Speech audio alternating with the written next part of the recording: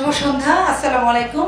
আমি ফর্মাল কিছু বলবো না, কারণ এর আগে যারা বলে গেছেন প্রত্যেকে তাদের যে কথাগুলো বলেছেন ওগুলো আমাদেরই কথা। আমি শুধু স্পেশাল থ্যাঙ্কস দিতে চাই। আমি যেটা দেখেছি এখানে যারা আছেন board of directors by far Bangladesh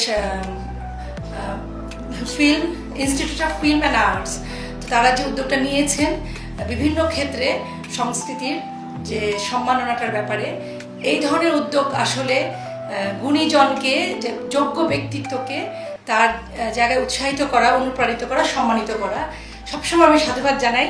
আমি কি কয়েকটি কথা না বলেই পারছি না। এখানে যারা এসছেন বলে না মর্নিং শোজ দ্য ডে, মনে হচ্ছে এটা একটা অ্যাওয়ার্ড প্রোগ্রাম, ঠিক সেই একটা ভাইব আছে যেটা আসলে একটু ডিফারেন্ট। গতবারেও তৃতীয়বারের মতো আমরা এসেছিলাম জুরি হিসেবে, দেখেছি যে আয়োজনটা শুরুটাই অনেক চমৎকার এবং অ্যাওয়ার্ড প্রোগ্রাম আসলে যেরকম হওয়া উচিত। তো যারা এখানে কথা বলেছেন, সারিয়া আছেন, সোহাগ আছেন, রনু আছেন, এবং যারা বোর্ড অফ ডিরেক্টরসে আছেন, সীমান্ত, প্রত্যেকে এত ডেডিকেটেড, এরা এত তরুণ।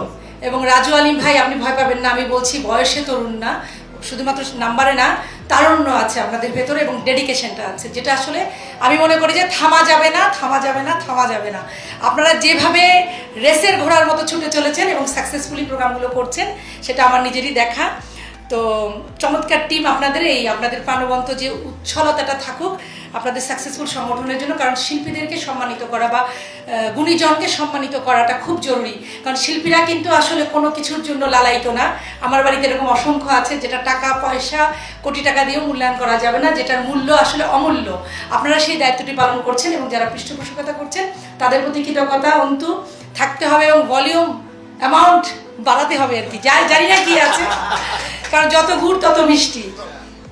আর আমি শেষে একটা কথাই বলবো যে আসলে আমার কাছে যেটা ফিল হয়েছে, খুবই অনানুষ্ঠানিক ভাষায় আমি বলছি, আমি খুব বুকিশ কথা বলতে পারি না, যে আমার কাছে মনে হয়েছে বাইফাকে আপনারা যত্ন করছেন এবং যত্ন কখনো বৃথা যায় না। আমার কাছে এই শব্দটাই মনে হয়েছে, প্রত্যেকের কথায় মায়া জড়িয়ে আছে এবং যত্ন।